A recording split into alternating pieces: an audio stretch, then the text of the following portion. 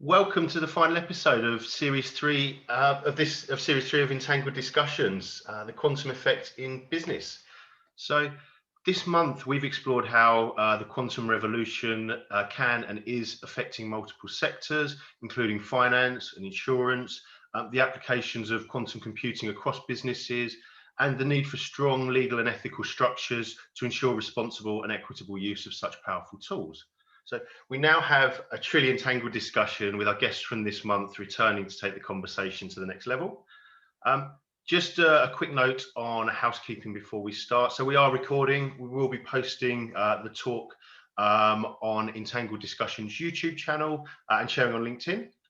As always, we welcome contributions from the audience. So please use the chat and Q&A boxes to raise questions and observations along the way. And then we can invite you into the talk. Please do turn mics off until asked. And as it's England-Germany kicking off shortly, please no spoilers. We know Germany always wins, but please allow an indulgent flicker of hope for just a little longer. So back to the talk. Each of our guests is able to offer a fascinating vantage point and has brought an observation to share with us to explore today. So with this format, no one knows what the topics are until they're revealed, creating a spontaneous conversation with no safety nets. So it gives me great pleasure to welcome such a stellar panel as Esperanza Cuenca Gómez, Danika Hannon, Paolo Cuomo, and Malak Loeb to Entangled. So without further delay, Esperanza, if you wouldn't mind kicking us off with your observation and talking point. Well, I'm mostly interested in the intersection of quantum and finance. This is something that I research about and something I think about, something I write about. And there are hints, or I would say some hints, some information that points towards the fact that finance can be one of the businesses first benefited from quantum technologies. And some of us think that it can also go both ways. Somehow finance could also contribute to the quantum industry.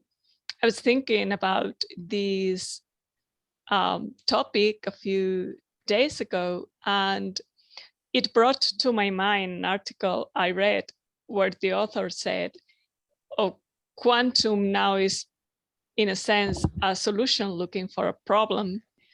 And I thought, well, in businesses in general and in finance in particular, we have lots of problems. So maybe we can contribute by providing those problems and hopefully finding a solution through quantum technologies.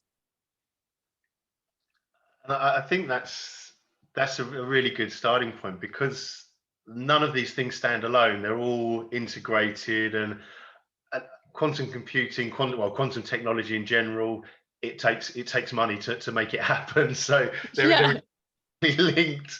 And I think one of the interesting things that I've seen over to develop more and more over recent times is the sort of finance industry and certain banks becoming more and more interested and sort of pushing the envelope from their side, which often is quite a good indicator that there is a real bona fide financially viable application, even if we don't quite know what that may entail. So yeah, I agree with that. From a industry specific point of view, and talking about financing, right, and funding some ventures, we see big banks such as JP Morgan and Goldman Sachs who are making very significant investment in quantum technologies. They have set up their own quantum arms, so to speak. And then we also see, from a financial point of view, recent events such as IonQ going public, the merger or acquisition between Cambridge Quantum Computing and Honeywell. Well, we see movement in the industry from a financial point of view. And yeah, it's reasonable to think that banks or more general financial institutions will be part of those conversations. And I think that gives us a nice segue to bring Danika in on this point. I think that's a perfect cue. So Danika, what are your thoughts? Yeah, Esperanza, I completely agree with you. It's been so interesting and fun to see how quantum computing is really taking off in finance. And for finance in particular, one of the things that I'm most excited about is here at CQC, we recently released a really good paper on the work that we've been doing with the Monte Carlo integration into quantum computers. And what we're finding there is that we can get a speed up with the Monte Carlo algorithm on a quantum computer versus what we can run on a classical computer. And what's been so exciting about this and what's made it stand out is not only is this groundbreaking work, but when you've been going out into the field and talking to prospective clients, there's so many different applications for this one algorithm. It's been a lot of fun to talk to people who are subject matter experts in this space. And they say, well, you're talking about using it over here, but have you thought about looking at these different use cases? And sometimes it just makes my jaw drop because it's like, wow, no matter how much market intelligence research I do, no matter how much digging I do into this, talking to the subject matter experts are the ones who can really take that conversation so much farther. So Esperanza, to your point about all these different stakeholders in the finance space who are making fantastic inroads, it's really a joy getting to take that technology to market and then getting to talk to people who are experts in this area and see how they would apply it. And that it's just opening up so many doors. And I think with that, so obviously there's certain synergy between insurance and banking, and not just because they're normally in the same part of the city. But Paolo, how do you see the evolution of finance and quantum working together with regards to, from your vantage point? Yeah, so that's an excellent question, and I think exactly as you say, people club together in insurance and banking. They always have, and the insurers on the whole in almost everything to do with technology are significantly behind the curve. Definitely, if you think about the banks being at the front of the line, then the gap is actually quite huge. Now, there's a lot of different types of insurance companies that operate in different ways. But if you took technologists, actuaries, data people from almost any insurance company, they would not have a clue what we are talking about. This is just not even on their radar. And I think, I look at that as an opportunity, right? Because that means that if you are the person in the insurance company who wants to do more sophisticated Monte Carlo simulations and you realize there's an opportunity of doing it, then you're going to be light years ahead of your colleagues. So I'm loving the idea that we can bring into insurance what is the sort of the pointy end on the banking side. That would be fantastic if we could. And I think there's probably an opportunity there for some collaboration between panelists as well. And as someone that's got a lot of friends that are Lloyd's brokers and so on, walking around the city, people carrying paper under their arm, I think really validates that point. I agree. I mean, I joke, but it's not really a joke that optical character recognition software is still cutting edge in insurance, right? So we've got some way to go before the majority of people realize the value of quantum. And with the things we've discussed, Malak, obviously there's the technical and financial aspects, but there's also safeguards, ethics, legal matters as well, and it's a broad topic. So what would your view be on the sort of quantum finance interaction as Esperanza mentioned? Yes, hi, and thank you again, John, for inviting me, and thank you to the panelists for the amazing sessions. And I would like to welcome all the the audience here and whoever is going to be watching on YouTube and other social handles. Actually, when I am here next to a great technologist in the quantum field, I look at myself as maybe an outsider, but at the end of the day, I'm there from the business side, from the business advisory, and from the legal advisory. This morning, I was also in a panel speaking about ethics and moral in new technology, and actually, it's aligning to this talk also. So for me, when I see quantum physics already has been already made our lives better with the transistor and laser inventions, products of the quantum theory, and so on. So most electronic devices we are using illustrate quantum physics in action. But today we are witnessing the second quantum revolution with the race to tame and maximize the use of quantum physics. We see the race toward quantum computing, quantum communication, which they could impact many sectors, including healthcare, energy, finance, security, and entertainment. So economic analysis that predict a multi-billion-dollar quantum industry by 2030. So being in this ecosystem from the advisory part, I see that there is a lot of like a bright future in the future, but there are issues that I see from the ethical part, or the way how this technology needs to be used in terms of how it can leverage the situation of humanity at the same level, whereby the use of quantum technologies are helping people the same way in developing countries as in developed countries. This is the first insight. The second one is the business.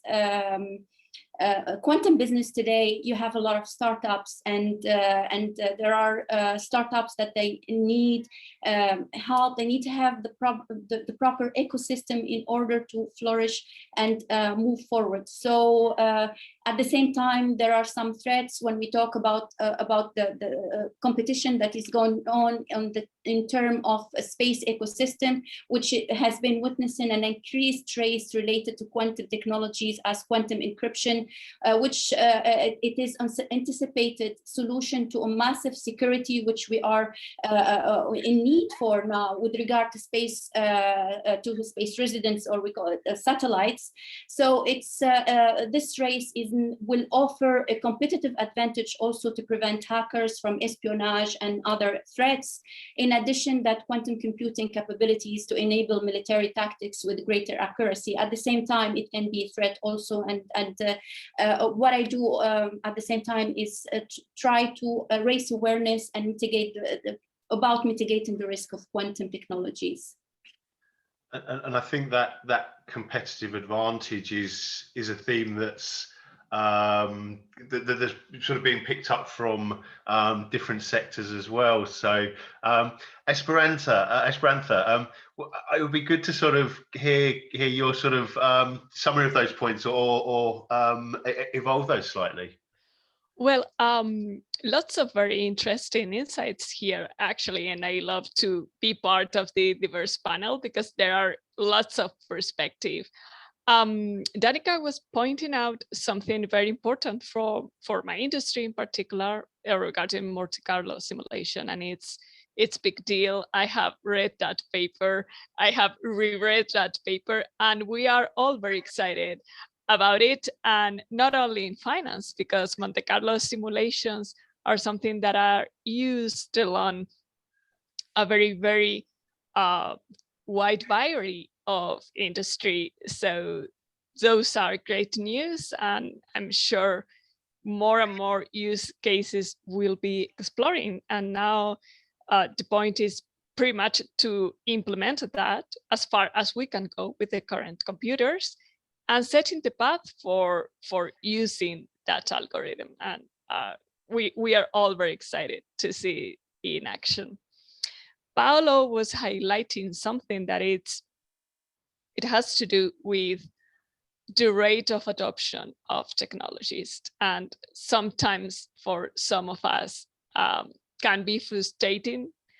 However, he said also something very important, and is in general, having a curious mind and having a learning mindset is going to help anyone in any industry, I would say. And indeed, and Paolo put a very good example. If you are one of the individuals who are starting to learn about this new Monte Carlo algorithm, for example, and you know how it works, and eventually you know how to use it, well, you have an important competitive advantage there.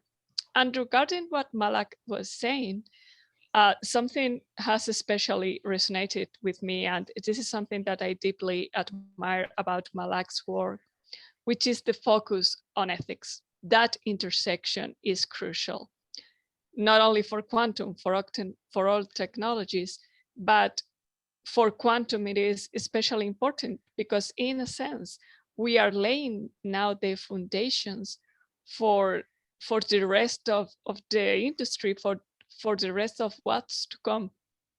And it's very important to have deep conversation about ethics. That, in my opinion, and this might be a very strong statement, but in my opinion, an ethical consideration should always be on the table. So thank you, Malak, for bringing this up. You are very, yeah, you give the voice that we need. And I think with these topics, we could sort of be talking for hours on each of them. Yeah. And also, I'm seeing some observations from the audience coming in as well. So, what I'd like to do is maybe sort of come back to some of these points and evolve them further. And if we can bring your observation into play, please, Danika. Yeah, absolutely. So real quick, John, to your point about question in the chat. So Madhu was talking about how he sees quantum computing being used as a tool in financial predictions using deterministic probability. Esperanza, real quick, could you offer some thoughts on that? You seem like a perfect person to ask that question.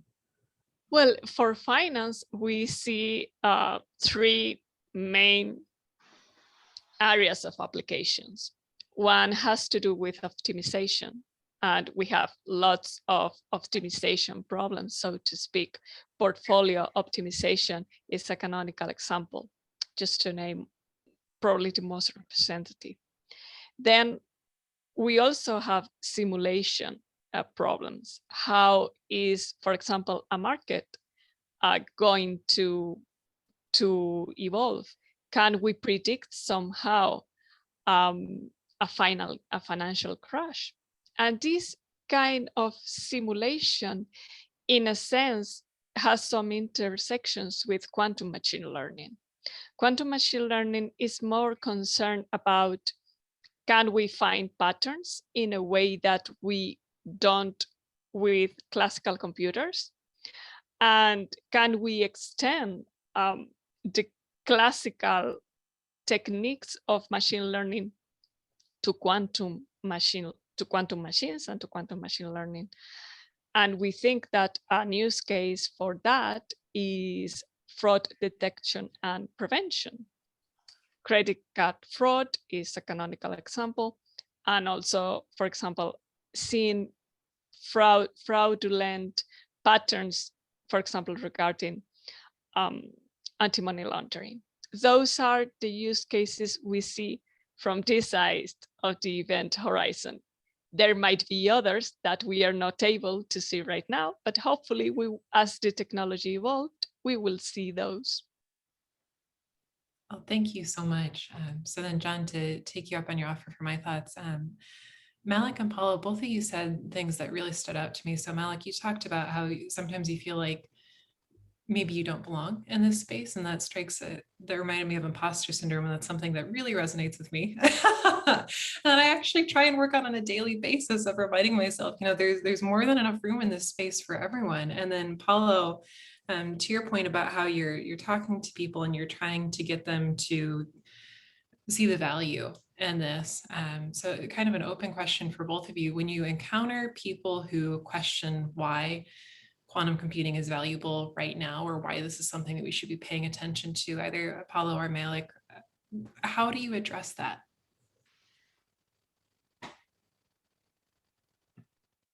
Malak, do you want to go first? Can you, because you were breaking up, I'm sorry, I have very bad internet connection. Can you say it again, Danika? Absolutely. Yeah. So Malak, when you encounter someone who wonders why we should be paying attention to quantum computing right now, what do you talk to them about? That's what I do all the time. Actually, when someone speaks to me about quantum, and this I explained to John before, and I think I stated the same during our talk last week. Actually, when I started raising awareness about quantum computing and quantum technologies, it was before it started being mainstream. I got some people of people from from the technology sector. They're not coming from elsewhere. They were laughing at me and they said, well, this will take forever, and people, they keep on talking about it, and it's not going to happen, and it will never happen. Then when I started posting about, the money that it was poured into the quantum computing projects, that it was institutional funding, then I was like having big laugh about it, and I was making, I was having fun posting and saying, here we go. And actually at that time, people understood that quantum computing is coming. I did not need to go forward and explain to them what will be the future, because actually they were more interested at that time when they started seeing all those funds coming into these projects, whether it was in Germany or in UK or in United States. Then people got interested, and people, they got interested in quantum technologies, and you see them sharing the articles and sharing and asking, what do you think about quantum computing and blockchain? What do you think about this and that? And actually what I do is I make cross sectors,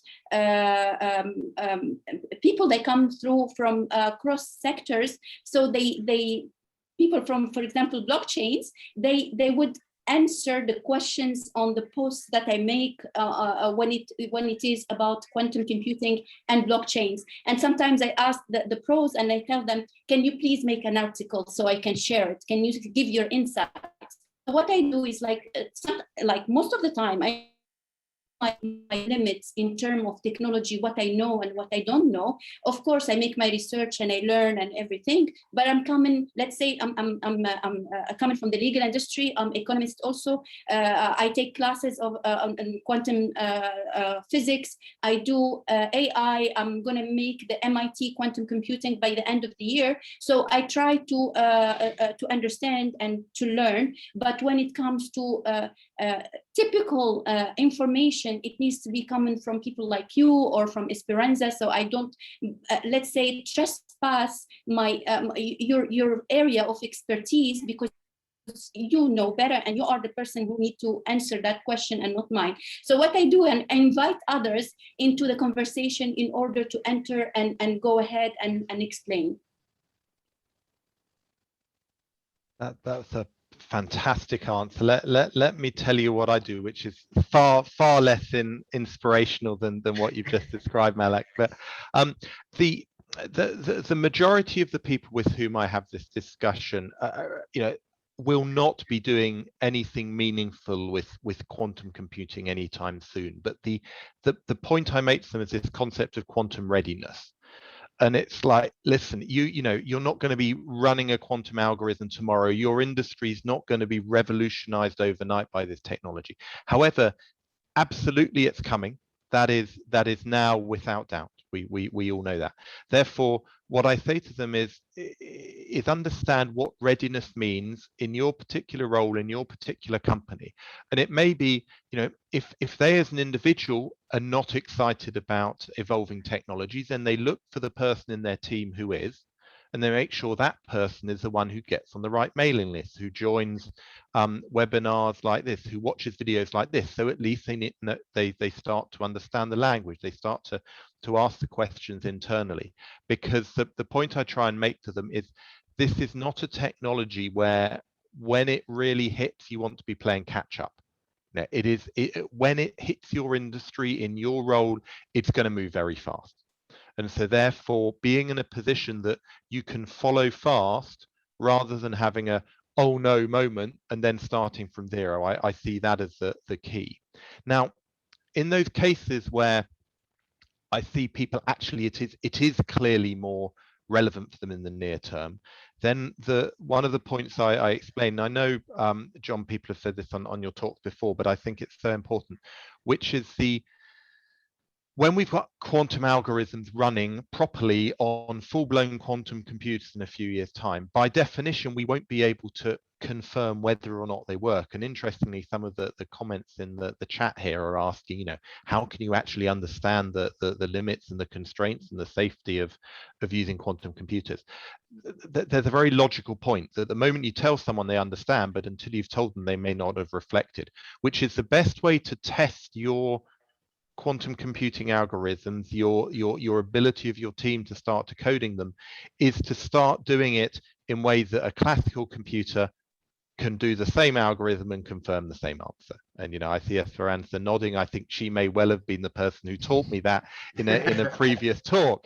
But that point is so obvious the moment you've heard it. But yeah, until you say it, people won't notice. So pointing out to people that they don't need to wait for the point 2, 3, 5, 8 years time when they can solve some algorithm that's unsolvable today. What they want to be doing is solving stuff that is eminently solvable today, and thus learning confidently about their quantum capabilities. John, I'd like to jump in here if you don't mind. Please. So, great, thank you. There's a question in the chat from Rupesh about the history of financial markets and some concern there about potential manipulation. And so Rupesh is wondering about the safeguards that we have in place. So I have a background in compliance that's all about making sure that within the fintech space, how do we meet all the laws and regulations that are out there? And Rupesh, to also build on Paolo's point of how this technology, it's here. We're at a point where it's continuing to make little breakthroughs day by day that are adding up to really big ones. My guess from the compliance standpoint, from regulatory standpoint, would be that we'll see the legal framework play catch up to this space. And Malak, I'd love to hear your thoughts on this in a moment. But as we've looked at past technologies, especially ones that have moved really quickly and have kind of surprised society in a way, it seems like it takes us at least a few years to start to build in those safeguards. And it's important to be having those conversations right now about what kind of ethical considerations do we need to be taking? What are the capabilities of this technology that we're building, and how can we try and avoid repeating some of the same mistakes in the past? So Rupesh, from my point of view of my experience in compliance, I think that it's going to be a while. To Paolo's point, this is something that's up and coming really quickly. And then Malak, because you're in legal, I'd love to get your perspective on that. It's actually, now I'm going to go back to this morning's session on ethics and morals and new technologies, and it's very, very important. I will give an example. As Esperanza said, actually, it's not about quantum only. It's about AI. It's about blockchain. It's about any other technology that it is there. Technology, actually, they are here to end suffering and to get our evolution to the next stage in a way that everyone is benefiting the same way, and to protect. To keep the protection of the environment and social development, whereby everyone is treated in equity, not equality. Equity and equalities, they're not the same. So I'm saying equity. We need to have inter and intra-generational equity, which is very, very important. Today, we see that with the COVID-19, people are not treated the same in different countries because of where they are from and where they're coming from and where they are and the governance of their institutions and the different way how the governments are addressing the situation and so on.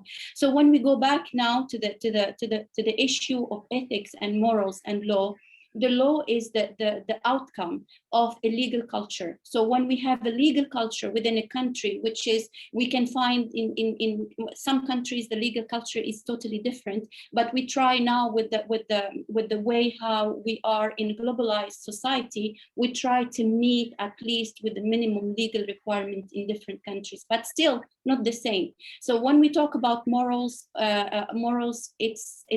ethics, there are universal ethical conducts that they are the same, but some others they are changing in time and space. So the question is, when it comes to that way, how it will be, how for example quantum computing will be used in US, and they will have the competitive advantage, and how Africa will be. Africa already, there's a gap there. How it will be over there when we are moving to quantum technologies in terms of communication? Do we need to change all kind of infrastructure? In that case, those countries in Africa, they don't have the means to make those infrastructures. Are they going to go into depth to the other developing countries? Is the gap is going to be further? How unequal access to quantum computing, quantum communication, and everything will be done? So many things that they are related to moral and ethics, and maybe to human rights. So the thing is, like, here comes people in business. And what I said, and it's one part of my my second master thesis. It was how institution can make governance when the law has a lot of voids, when the international law or the law in state has voids. Here come the institution, which is the business, how the practice will be filling the gaps, that it will become a governance within those institutions. And it comes a practice that if you are going to do differently, you will have let's say the moral obligation that you need to meet, and if you don't meet, you will be someone that not sanctioned based on legal rules, but sanctioned based on a problem that you've done toward the moral and to other people. So this is the thing. What I said, I want to finish by one word, is saying when the law fails and it's not coping with this, with the technological development, here comes the people, here comes us doing business, anchoring all these moral and ethics and sustainable development rules that it can meet the needs to everyone in terms of equality, in terms of equity. So that's it. And I think with that, so I mean, first of all, with the imposter syndrome, 7 years ago, getting into quantum and being probably the only person without a PhD, I can certainly empathise with that. But the way that things have developed, and from sort of incremental gains to now exponential and potentially factorial in future, you can see how fast things are moving, and sometimes I think that technology outstrips the governance around it. So it may be a case of putting a framework of intention in place, and notwithstanding the fact that actually technology affects zeitgeist and morality and things like that. So it's going to be an evolving situation as well. So maybe it's that framework of intention that's important. And I certainly see strands of that, that people are keen to implement that. And Esperanza, if we could bring you into this this part of the conversation as well. Well, yes. I mean, when we talk about the ethical considerations of quantum, it's a fascinating it's a fascinating area, and also an area where decisive action must be taken, and in my opinion must be taken now, to ensure that nobody is left behind. That's the key question, and not missing, again, as with other technologies, not missing other opportunities.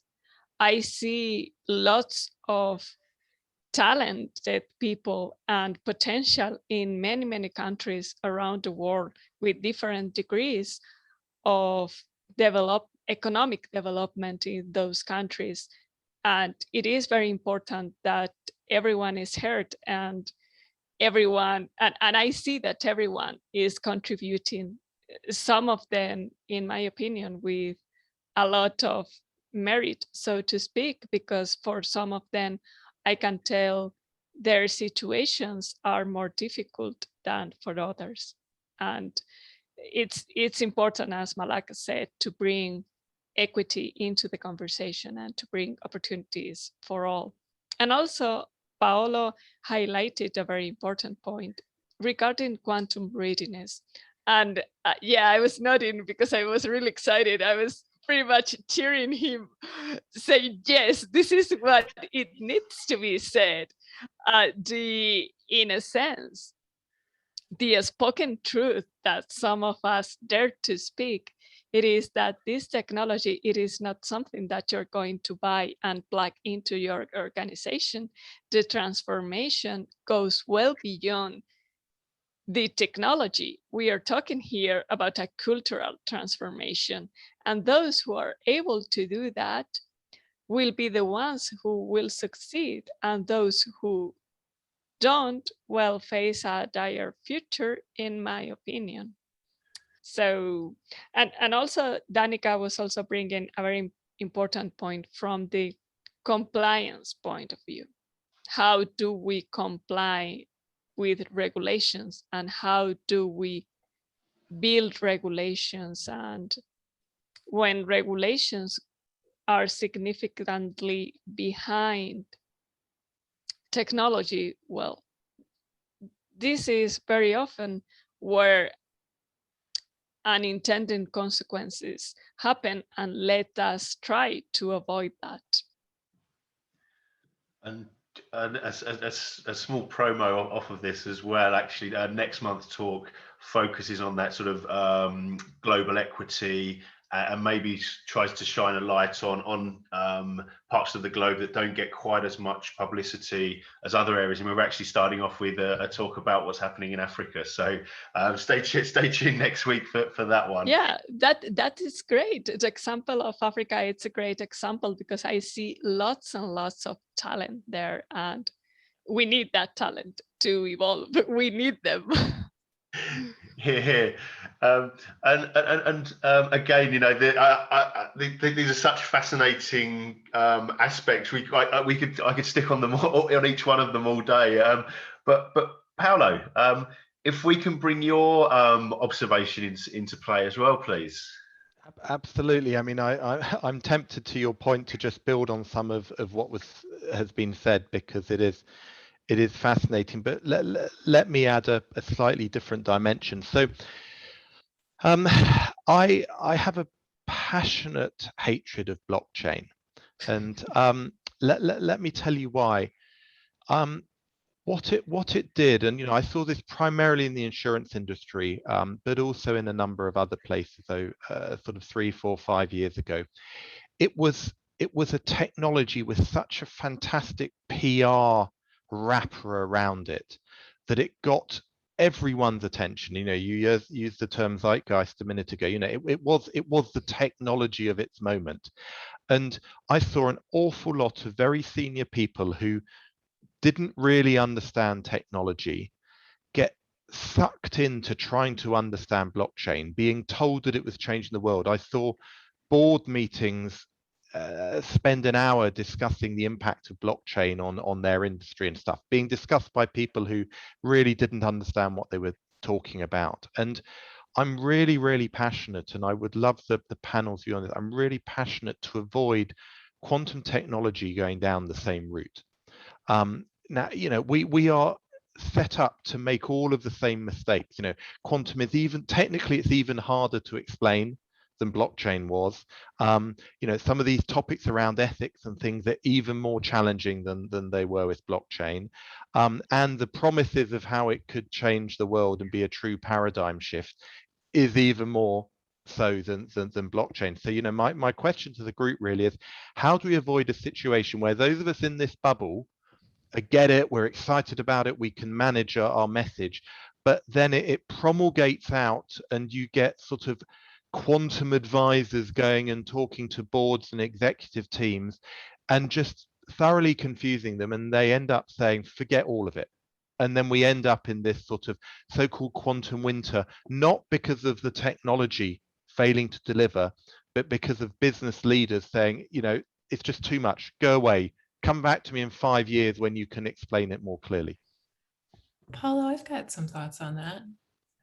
So to your point about business leaders and just leaders in general getting confused and really feeling overwhelmed by this, one of the things that I find is the most helpful when I'm heading into a call with a prospective client is right after introductions, lead with the question, from your perspective, what's the most valuable way for us to spend our time together?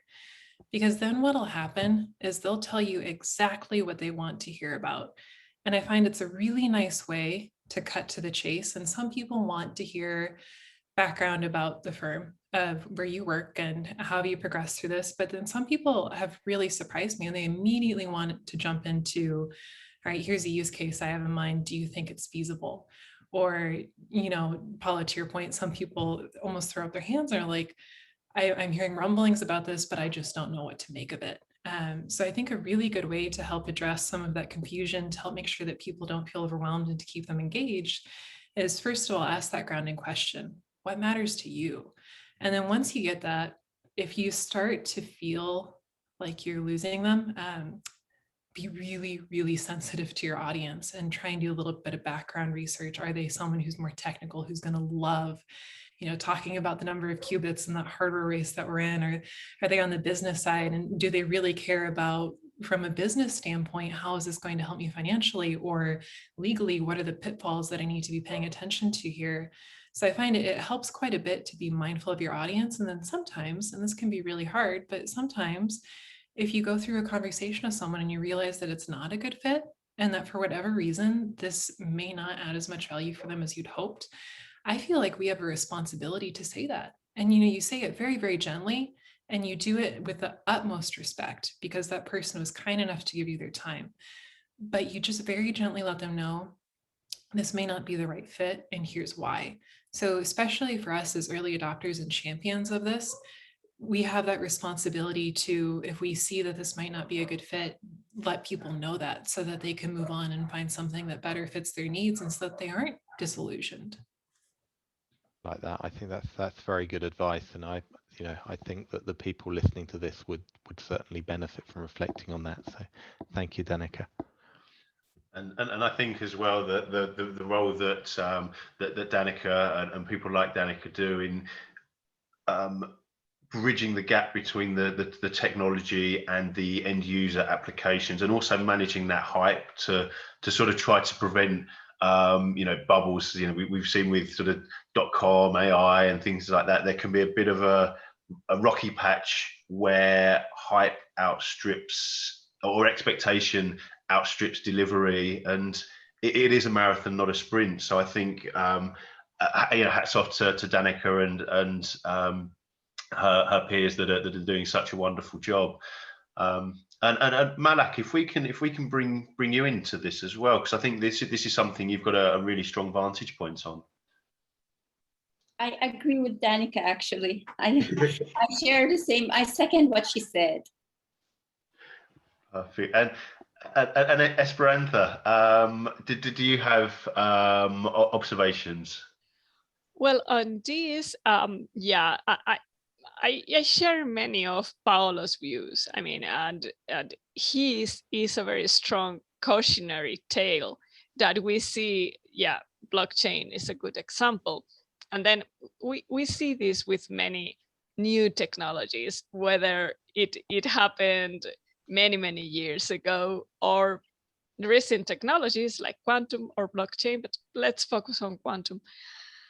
And absolutely, I think Danika totally hit the nail in the sense that the conversation, it is not really about the technology. The conversation, it is about them.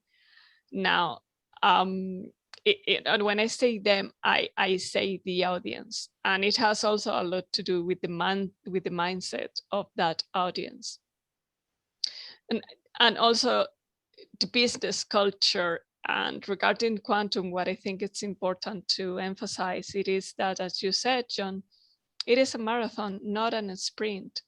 If what an organization is looking for, quick wins for the next quarter results, well, quantum is not going to bring that. Quantum is a long-term gain. I was reading in the chat, and I think it was Alexander who was pointing out, we are not going to have universal quantum computers for a long time. And he's right. He's right. A fault tolerant universal quantum computer, it is not here yet, and it is not going to be here for a certain number of years that we don't know yet. That's it's to keep grounded. I think it's one of the key aspects to try to avoid a quantum winter. That, and of course, making the conversation about the people you are talking to. Yeah, I think that's it's really nicely summarized, and the sort of common strands that are across the panel, I think, shows that the understanding and ethos of it is a shared hope and a concern as well. So, and Malak, if we can bring you in to raise your point or observation to the panel as well, please. I would add something. There is an ecosystem is forming right now, and we need to be careful of the hype. Actually, when it's hyped too much, it backlash later. Like, for example, I see a lot of, there's also an issue that it happened few times. I seen that there are some white papers, published, and later on it happened that something was wrong with the exact details of the experiment, and it would create an issue of trust, an issue of probably can be from one white paper issue, it can be to this whole ecosystem issue that people lose trust on what is going on because it's hype, because companies maybe or like researchers try to push for something in order to get some fundings and so on. But it's very, very important that any investor will do a very thorough due diligence and will never put any we will not fund any startup or so on if the technology or that what they claim is 100% right and they did the due diligence. So there are also issues that related to new ecosystem. You will have people that they make hypes, others that will come to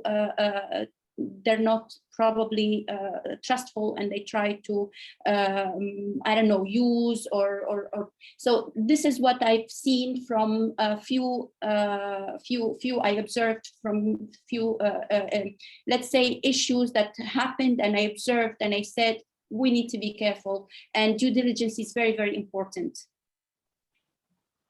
I don't know if you second that, or from the panel, Danika, Esperanza, Paolo, that the hype would hurt and not would give any added value. And the same way, we need to be careful who is there and what they are doing and who you are partnering with and so on. Yeah, Malak, I would very much second what you're saying about the hype.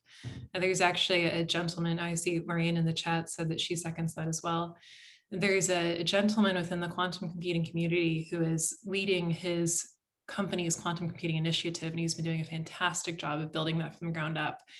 But one of the things that he's the most frustrated about, and he's pretty vocal about this, he is very frustrated by all the white papers and the journal articles that are being written about his industry, because he's saying that they're being written by people who are not subject matter experts. So their opinions are, they're not as accurate as they could be as if they were written by a subject matter expert. And he really gets frustrated by that, because as he's trying to evangelize quantum computing within his own company, my sense is that he's running into hurdles where other people will go out and read about it, and then they'll get onto the wrong track and they'll start looking into use cases that aren't as high value for them. So Malak, you're absolutely right. There is frustration it's out there. And if you start asking people about it who are really making inroads, they'll tell you that they wish that people would approach this more thoughtfully and more carefully, because it's unintentionally creating some waves. And Paolo, if we can pull you in at this point. So I think so. I fully agree with all those points. You know, hype hurts. Bubbles are essentially risky. Now, one way I look positively at the quantum space, both quantum computing and quantum technology, is because it's so darn complicated. We are certainly at a point where you've got relatively fewer uninformed investors trying to get into the space, and you know that sort of goes for deep tech generally, compared to some of the sort of more B2C type technology plays. So for the moment, we have a degree of safety insofar as you won't have stupid people all jumping on the investment bandwagon for quantum tech and quantum computing.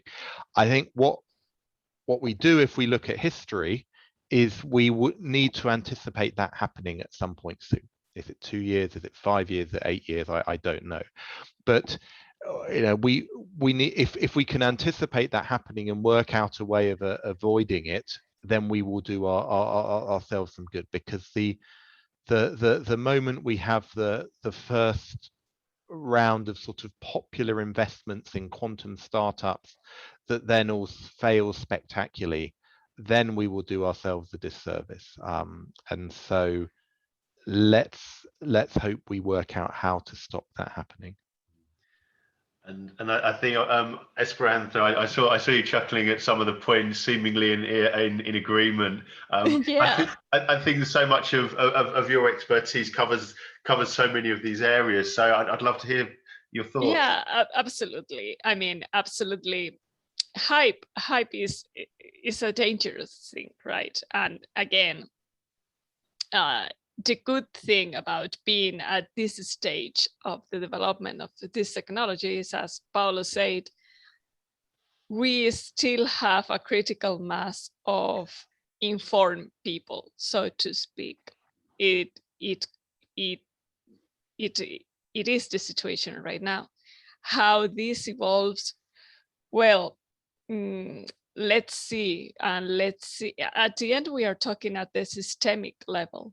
It's the system that creates these bubbles, and it's the system that creates hype. It's the system that makes investments probably not very well informed or not very well presented. Then the system starts having a crisis of trust, and well, we know the dynamics. To prevent that, as Danika said, and I refer to Scott Aronson because I'm a huge fan of him. He is very vocal and he is very expressive about keeping everyone grounded. About, again, this is a marathon, not a sprint. This technology is not going to solve next quarter results. However, it really can transform your results in the next, let's say, 15 years. Maybe in 15 years, this is really changing your industry. So if you're not able to take the appropriate steps for now, well, then in 10 years time, in 15 years time, you might be in serious trouble. This is the long-term vision that you need in my opinion, to be in this industry.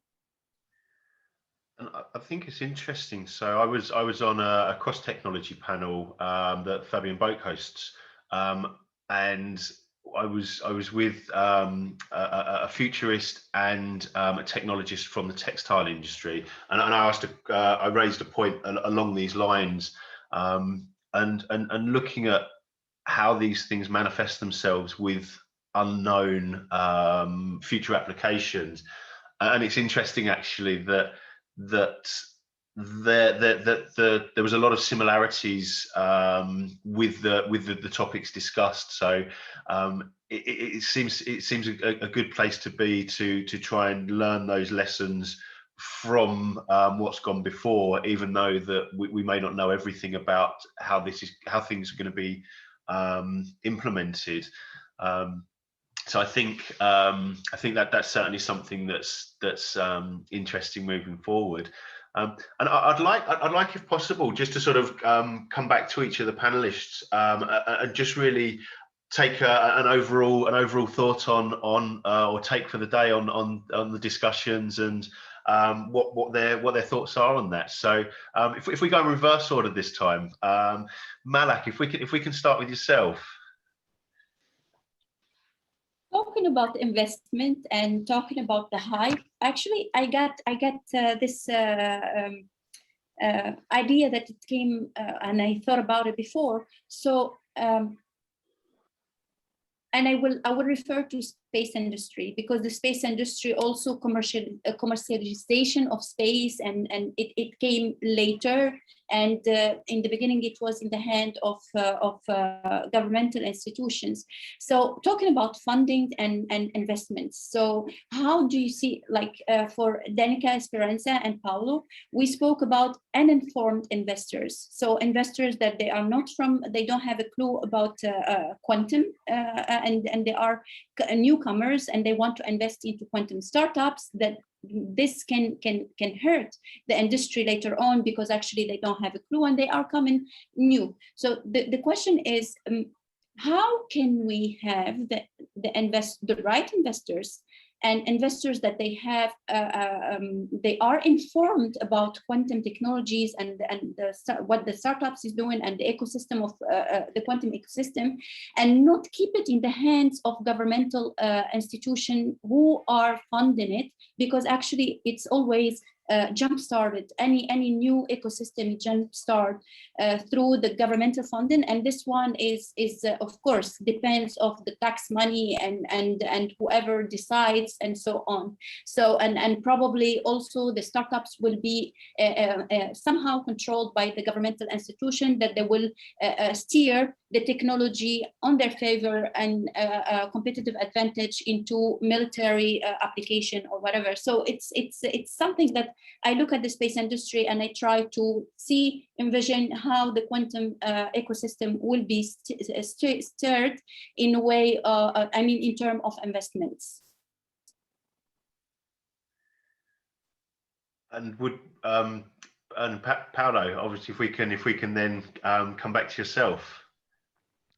Yeah, I mean, a thought to wrap around a lot of this, and I know everyone knows this, so I'm not implying we don't, but we have to remember that we are the massive minority in terms of being able and wanting to talk about this. So, I was reflecting as I was preparing for this discussion, probably a third of my LinkedIn feed, and LinkedIn's the only sort of social media, if you can call it that I regularly use. About a third of it's about quantum computing. A third is on InsurTech, and a third is on ESG and sustainability. ESG and sustainability, everyone knows and cares. They might not know the details, but they know what it is they care. On the InsurTech side, I work in insurance, so even the people who don't care about technology and insurance, they know what InsurTech is. There are very few people that I hang out with who know or understand or care about quantum computing. And we need to remember that as we are thinking about how we promulgate our messages, because much of what we do day in, day out is things that other people do understand to some extent. This is new, this is difficult, this is somewhat scary, and so let's all remember that. And it comes back to the advice Danika gave in response to my earlier point, which is, when you go into a discussion with people on this topic, make it very easy for them to lay out where they are on their understanding journey rather than making any assumptions on it. Yeah, I think we can all concur with that. And Esperanza, if we can bring you in as well now, please. Yeah, absolutely. Malak brought up a very important point, and the way I see it, it has to do with two main pillars.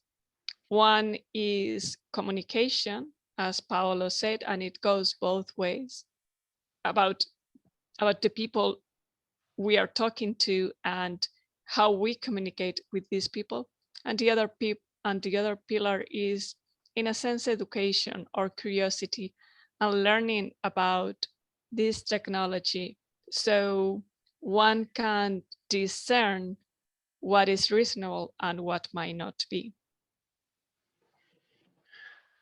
And Danika, if we can bring you in now as well, please. Yeah, absolutely. So to wrap up, as we were talking about hype, in all honesty, I think I may be guilty of contributing to that hype cycle because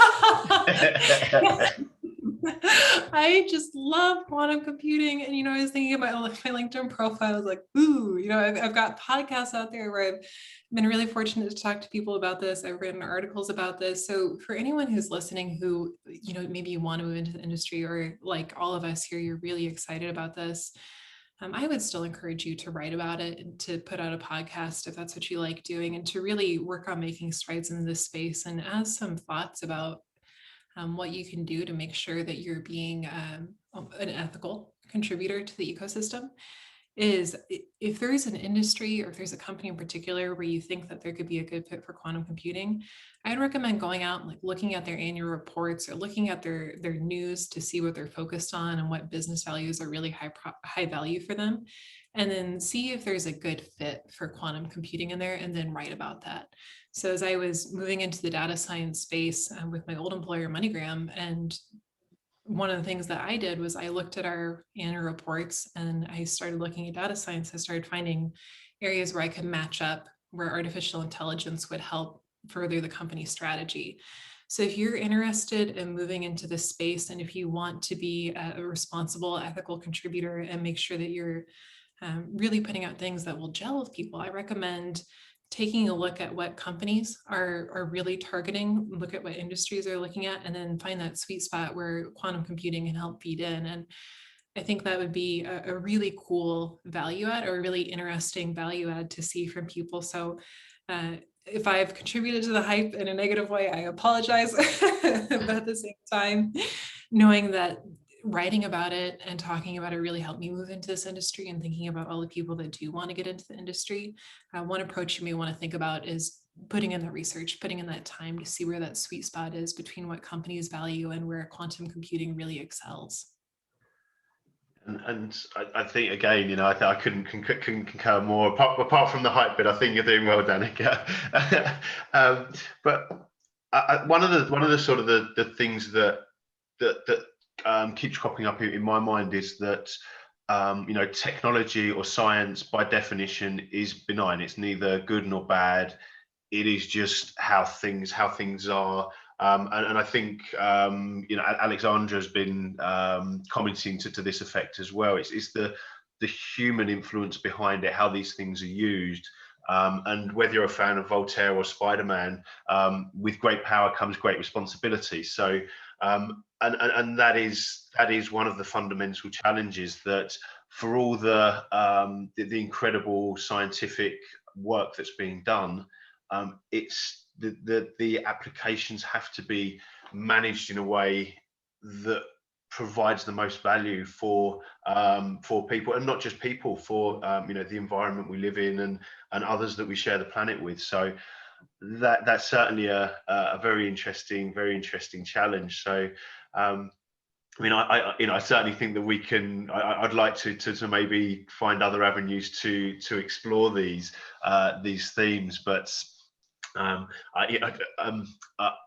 think and definitely all of the guests. I think it would be great to get you on for future talks as well, because one of the things, particularly with the panel discussions, is I always feel there's unfinished business with each of them, and it's such fascinating conversations that while so many great answers have been given, there's almost more great questions that spin off of it. So I'd like to thank you all for giving such wonderful insight, and for the audience involvement. It's fantastic to be able to sit with you and discuss these things. And as Paolo mentioned in the talk, we have got another talk with Quantum London tomorrow, people that keep the qubit spinning. So, please come and join us for that, and hopefully we can expand a little bit further. And as I alluded to earlier, so we move on to a new monthly theme, and I haven't yet come up with a catchy title for it, but effectively what we're doing is looking to kind of share the limelight with places in the world that maybe don't get so much attention as the sort of normal or the places that get a lot of the focus. So we're starting off with two amazing guests discussing the ecosystem in Africa. So I will be sharing details of that along with this video tomorrow. So once again, thank you all for your input. Thank you to the wonderful guests and the audience. Thank you so much. Thank you. Good night. Thank you, everyone. Thank you.